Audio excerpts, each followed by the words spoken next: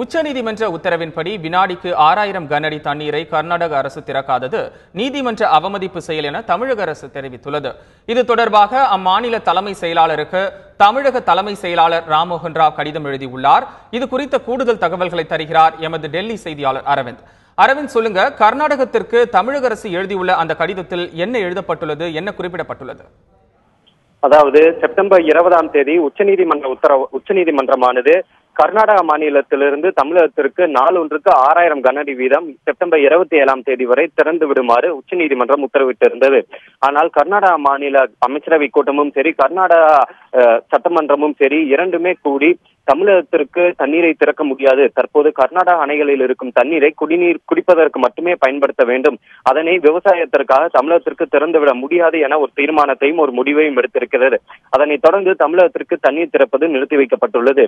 இந்நிலையில் தமிழக தலைமை செயலாளர் தரப்பிலிருந்து கர்நாடக மாநில தலைமை செயலாளருக்கு ஒரு கடிதம் ஒன்று எழுதப்பட்டுள்ளது. அந்த கடிதத்தில் இது போன்ற உச்சநீதிமன்றமானது தமிழகத்திற்கு வினாடிக்கு 6000 கனஅடி வீதம் தண்ணீரை திறந்து விடுமாறு உத்தரவிட்டுள்ளது. ஆனால் நீங்கள் அந்த உத்தரவை மதிக்காமல் இருக்கிறீர்கள். இப்படி நீங்கள் தமிழகத்திற்கு தண்ணீர் திறந்து விடாமல் இருப்பது நீதிமன்றத்தை அவமதிக்கும் செயலாகும். எனவே உடனடியாக தமிழகத்திற்கு கிடைக்க வேண்டிய உச்சநீதிமன்ற உத்தரவுப்படி தமிழகத்திற்கு கிடைக்க வேண்டிய தண்ணீரை உடனடியாக திறந்து விடுமாறு அந்த கடிதத்தில் கூறப்பட்டுள்ளது.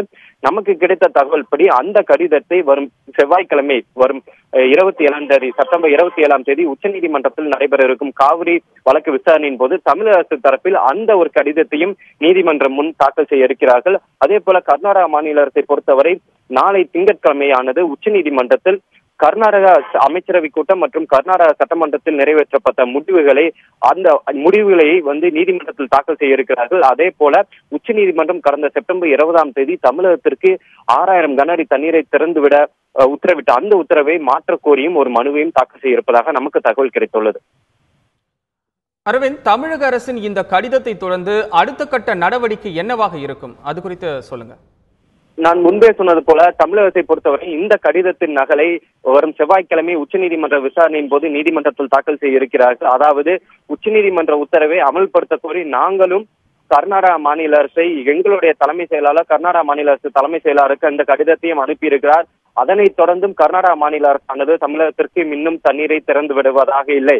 எனவே தமிழகத்தை பொறுத்தவரை தற்போது சட்ட வல்லுநர்களுடன் ஆலோசனை நடைபெற்று வருகிறது. இதனைத் தொடர்ந்து இந்த கடிதம் மூலமாக இந்த கடிதத்தை தாக்கல் செய்து நீதிமன்ற அவமதிப்பு வழக்கை தொடரலாமா என்பது குறித்தும் ஆலோசனை நடைபெற்று வருகிறது. அதே போல நான் முன்பே சொன்னது போல கர்நாடக மாநில அரசை பொறுத்தவரையும் அவர்களும் நாளை நீதிமன்றத்தில் ஒரு மனுவை தாக்கல் செய்ய இருக்கிறார்கள். அதாவது உச்சநீதிமன்ற செப்டம்பர் 20ஆம் தேதி உத்தரவை மறுபரிசீலனை செய்ய வேண்டும், நீங்கள் அந்த உத்தரவை மாற்றக் கோரி ஒரு மனுவை தாக்கல் செய்ய இருக்கிறார்கள். எனவே அந்த மனுவை தொடர்ந்துதான் தமிழக அரசு வரும் செவ்வாய்க்கிழமை எந்த விதமான சட்ட நடவடிக்கைகளை முன்னெடுக்கப் போகிறது என்பதை பார்க்க வேண்டும். தற்போதைய நிலையில் தமிழக அரசு நீதிமன்ற அவமதிப்பு வழக்கை தொடர்வதற்கான நடவடிக்கையில் ஈடுபட்டு வருவதாகவும் நமக்கு தகவல் கிடைத்துள்ளது.